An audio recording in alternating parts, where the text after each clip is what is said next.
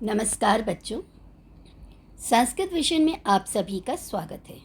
बच्चों, आज हम रघुवंश महाकाव्य के चैप्टर 1 का श्लोक नंबर 7 पढ़ेंगे। सर्ग 1 श्लोक 7। देखते हैं श्लोक नंबर 7 में क्या लिखा गया है। पहले इसका प्रोनाउंसिएशन देखते हैं। त्यागाय संभृतार्थानां सत्याय मितभाषिणां यशसि विजिगीषूणां प्रजायै गृहपीधीनाम्। अब हम वर्ड टू वर्ड मीनिंग देखते हैं। त्यागाय का अर्थ होता है त्याग के लिए, दान के लिए। त्याग किसका करते हैं हम, और दान किसका करते हैं? यस राइट, हमारे पास जो वस्तु है उसी का हम त्याग कर सकते हैं और उसी का हम दान कर सकते हैं।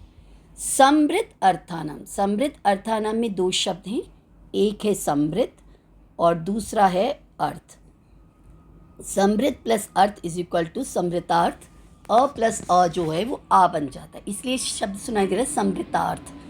तो जो एकत्रित मीनिंग है वो समृत शब्द का है। समृत का अर्थ होता है एकत्रित करना, कलेक्ट करना, और जो अर्थ है उसका अर्थ होता है मनी, यानी कि पैसा। सत्याय का सिंपल है सत्य के लिए। मित भाषिणाम में मित शब्द है और भाषिणाम शब्द है। ये जो मित शब्द है इसका अर्थ होता है कम बोलना, ठीक है, और भाष का अर्थ होता है बोलने वाले। तो मित मतलब कम और भाष मतलब बोलना, तो कम बोलने वाले। तो भाषिणाम का अर्थ कोई क्या होता है? बोलने वाले, कम बोलने वाले। यश से कीर्ति के लिए। विजिगीषूणाम, जो ईश धातु है उसका अर्थ होता है इच्छा। कौन सी इच्छा? जी धातु जो है उसका अर्थ होता है जीतना, ठीक है। तो विजय की इच्छा वालों का। प्रजा, यही का अर्थ यहाँ पर प्रजा नहीं है, राजा प्रजा वाली प्रजा नहीं है। प्रजा का अर्थ है यहाँ पर संतान। ग्रह मेधी नाम, गृहस्थ धर्म अपनाने वालों का। क्लियर है बच्चों?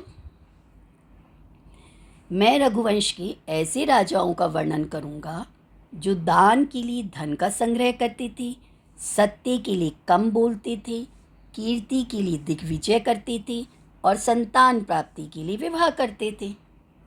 दिग्विजय होता है सभी दिशाओं में विजय प्राप्त करना, ईस्ट वेस्ट नॉर्थ साउथ सारी डायरेक्शंस में उस राजा का राज्य हो। अब जो इस श्लोक का अर्थ है उसके हम एक्सप्लेनेशन देखते हैं। इस श्लोक में कवि कहते हैं कि वे राजा अर्थात रघुवंश के राजा दान आदि के लिए धन का अर्जन करते थे। मतलब जो पैसा कमाते थे, रुपया पैसा इसलिए कमाते थे कि उनके पास जितना ज़्यादा रुपया पैसा होगा उतना ज़्यादा वो दान कर सकेंगे, परंतु वे कदापि कभी भी स्वार्थ सिद्धि के लिए धन संग्रह नहीं करते थे।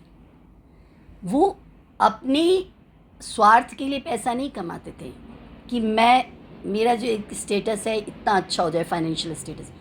वो चाहते थे कि समाज में, अपने राष्ट्र में हर व्यक्ति के लिए मैं कुछ दान कर सकूं। तो दान की भावना थी। वे संपत्तियों का सम्यक उपयोग करते थे। जो धन दौलत थी उसका अच्छे से प्रयोग करते थे।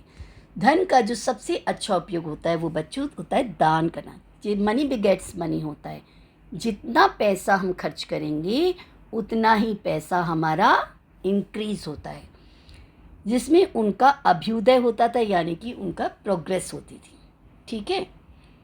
वे सत्य के लिए अल्प भाषण करते थे। अल्प भाषण मतलब कम बोला, अल्प मतलब कम, भाष मतलब बोलना। देखो जब ज़्यादा कोई बोलता है ना, बहुत बेकार में बहुत भाषण करते हैं तो वो अच्छा नहीं लगता, सबको पता चल जाता है कि ये अच्छा नहीं बोल रहा है।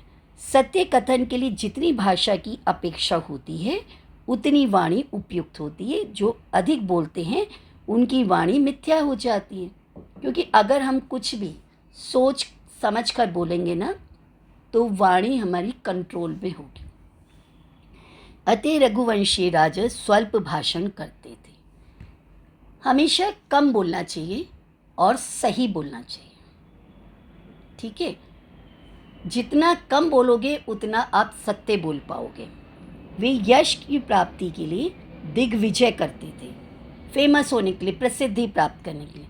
सामान्यतः राजा धन आदि के योग के लिए राज्यों को जीतते थे, परंतु वे यश प्राप्ति के लिए राज्यों को जीतते थे और संतान प्राप्ति के लिए गृहस्थाश्रम में प्रवेश करते थे। ठीक है, तो वो शादियाँ किस लिए करते थे? जिससे कि संतान की प्राप्ति हो।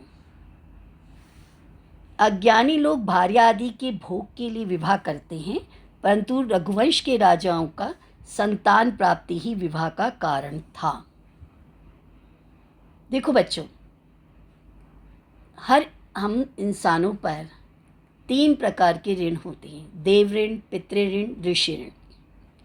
और इन ऋणों का भुगतान करना बहुत ज़रूरी होता है। देव ऋण तो चुक जाता है आपका पूजा पाठ पुण्य कर्मों से, ठीक है, लेकिन जो पितृ ऋण होता है वो पेरेंट्स बनकर ही पूरा होता है। इसलिए जो एक गृहस्थाश्रम बनाया गया है, 4 आश्रम है ना, ब्रह्मचर्य आश्रम, गृहस्थाश्रम, ठीक है, वानप्रस्थाश्रम, संन्यासाश्रम। इनमें से जब ब्रह्मचर्य आश्रम होता है वो 25 वर्ष तक होता है, उसके बाद स्टार्ट होता है गृहस्थाश्रम। तो गृहस्थाश्रम का पालन वो किस लिए करते थे? पितृ ऋण चुकाने के लिए, यानी कि संतान की प्राप्ति के लिए। तो बच्चों, मैं उम्मीद करती हूँ कि आपको ये श्लोक समझ में आया होगा। वैसे श्लोक कोई मुश्किल नहीं है, श्लोक तो बहुत आसान है। जैसे कि हमने देखा, त्यागाय संभृतार्थानाम, संभृत इकट्ठा करना, अर्थ मतलब पैसा, पैसा कलेक्ट करते थे त्याग के लिए। त्याग तपस्या तपोवन, यही तो हमारी भारतीय संस्कृति की आदर्श मूल मंत्र हैं, ठीक है। सत्याय, सत्य के लिए मितभाषी नाम बोलते थे। इसीलिए हमारे बड़े बड़े कवि कहते आए हैं कि कम बोलो, मधुर बोलो, अच्छा बोलो, सत्य बोलो, सत्यम ब्रूयात प्रियम ब्रूयात। यशसि विजिगीषूणाम, विजिगीषूणाम, जीतने की इच्छा किस लिए होती थी? यशसि, यश के लिए। प्रजा और गृहस्थ धर्म का पालन किस लिए करते थे? प्रजा के लिए, यानी कि संतान के लिए। तो ऐसे महान राजाओं के वंश का वर्णन कवि कालिदास करना चाहते हैं। इसमें मैंने वर्ड मीनिंग भी डाल दिए बच्चों, एक एक शब्द के। इसका मीनिंग है श्लोक का ये, और ये श्लोक की एक्सप्लेनेशन है। मैं उम्मीद करती हूँ कि आपको यह श्लोक समझ में आया होगा। अगर आपको मेरा वीडियो अच्छा लगा हो तो इसे प्लीज़ अधिक से अधिक लाइक, शेयर और सब्सक्राइब कीजिएगा। Thank you.